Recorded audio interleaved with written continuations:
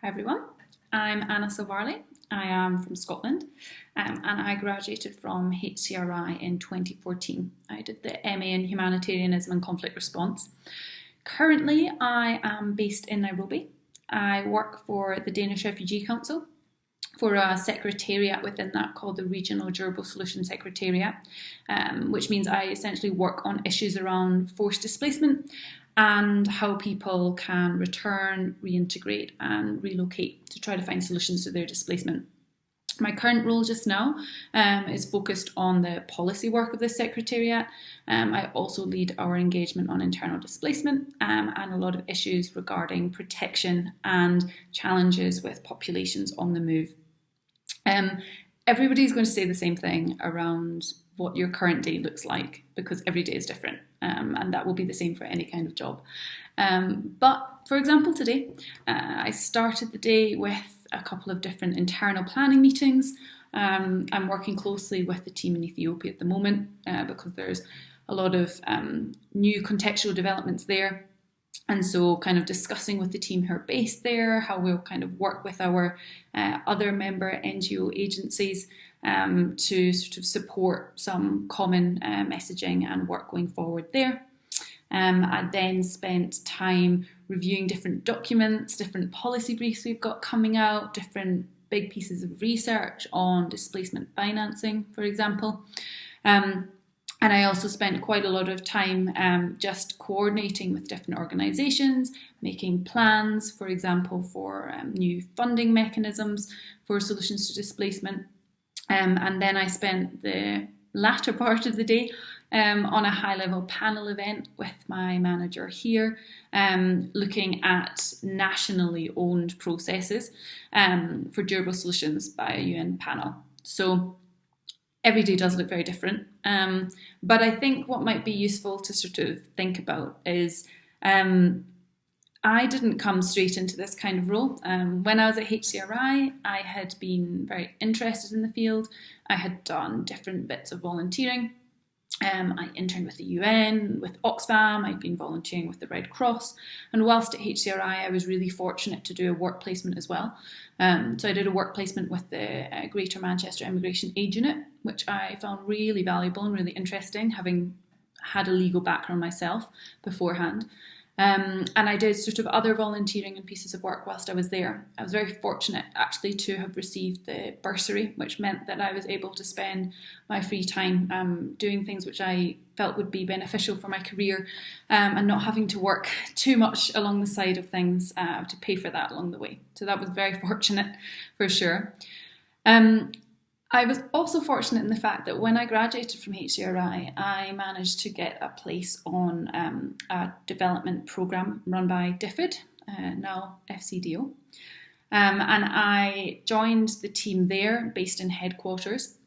I did a 50-week sort of training programme and then moved into a permanent role with the team there. So I looked at policy on health and nutrition, and I also did a lot of programming as well. From there, I wanted country experience, what I considered field experience. So I got a job with DFID South Sudan, and I moved out there towards the end of 2016.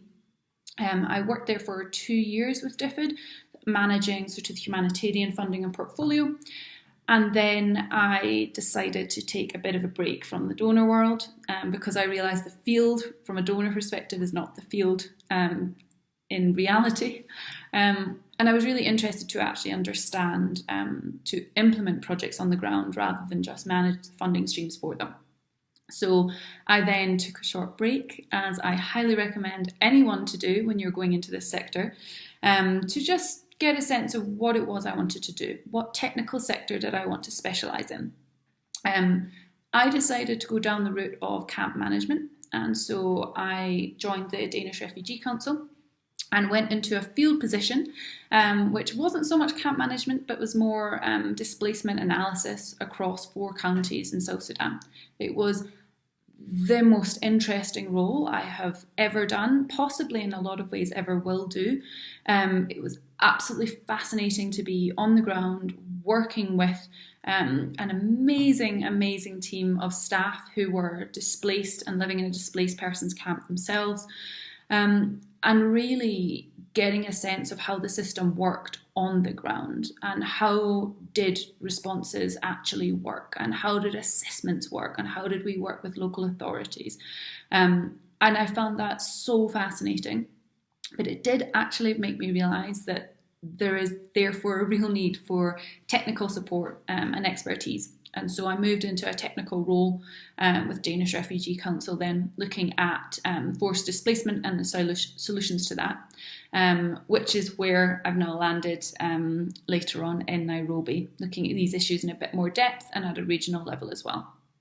So what did I get from HCRI? I mean, honestly, in my first 2 years of working, I was fishing out my notes from the global health course because I found myself discussing health system strengthening. I found myself really regretting not taking a course that looked at log frames, because about 5 months into DFID, I was having to review a log frame and I didn't really know what it was properly. And honestly, for me, I think to this day, the most beneficial thing I got from HCRI was the way of thinking. It challenged you to sort of look at the status quo, look at the norm, analyse it, and then question it. And I think that was really beneficial for me in not kind of arriving into a full-time job in the sector totally naive and thinking that everything is always perfect and everybody always gets on and we always fix the problems we're there for. So I think that way of thinking was something that really, really benefited me whilst at HCRI. And to be very frank, I also would not have been able to get the jobs I did without a master's. And a master's from HCRI is very highly regarded, especially given sort of the connections to research institutions, to MSF, for example. It's very well known, I would say, in the field, and that was very beneficial for me. I think my advice, try to get as much experience as you can whilst you're still studying. It does not matter if you are a volunteer or an intern. I changed my CV. I didn't use the word volunteer or intern because it doesn't matter. I used the word, research assistant, project leader, because that was actually what I was working on. And I found that very, very beneficial for then having what felt like a stronger CV going into the job market. I think what's also very helpful to think about is try to look at what is most important to you. Is it a geographic area? Is it a particular type of organisation? Or is it a particular technical sector? Because I think it's very overwhelming looking at the job market in the humanitarian sector and knowing where to start. And for example, if you're interested in working for an NGO, there are a couple of ones which do paid internships, which do good entry-level positions. If you're looking for the UN, there are a couple of sort of training programs, similarly with a lot of the sort of donors in the sector as well. But I think it's quite important, if you can, from the start, to think about what you are most interested in within that. Because I think meeting people who have been working in the sector for a long time, it's, well, are you a protection person, or are you a WASH person, or are you an education person?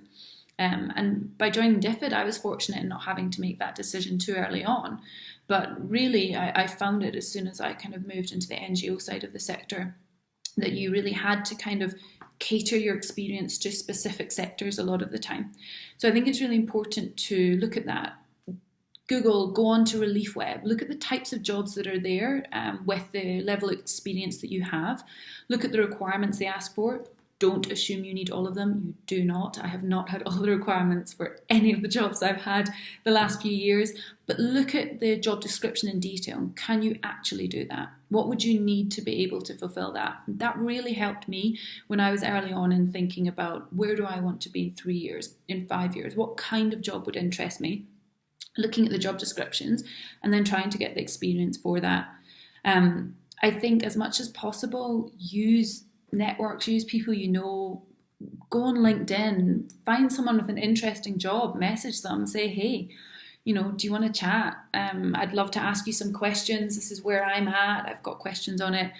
You might not get a response, but when you do, hopefully you'll have an interesting discussion. You'll have someone who might be able to connect you onto somebody else. And that does really help. I didn't have any connections in the sector when I joined it. And I think it would have been very beneficial to have had that, or to have had a few people a few years older than me being able to give that advice as well. And then finally, challenges. There's challenges in different types of jobs. If you work in the field, I find the challenges are more on a personal level. It's a lot more isolating. The environment is just tougher physically. But the work is so rewarding a lot of the time, and that really kind of gets you through. Working somewhere like Nairobi or London or Geneva, you don't have such a difficult personal resilience, but sometimes you can feel a little bit far removed from what's going on.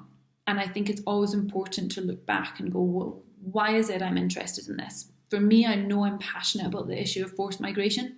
And so that keeps me tapped into everything that I'm doing. But I think it's important to appreciate that it is an amazing sector to work in, but you're still going to have problems with IT, problems with a contract being delayed. You're still going to find yourself doing quite frustrating things at different times, and you're not going to necessarily love every single day. So I think it's important to appreciate the challenges, take care of yourself when you're doing it, whatever that means for you. You know, I could be sitting in a peacekeeping base in South Sudan and I'd be painting my nails and watching an episode of Friends because that's what got me refreshed and in for work the next morning. So don't think you have to be serious all the time. I did at the start, and that was a mistake. And really just enjoy it. It's an amazing sector to work in, and good luck to all of you who are looking to graduate this year.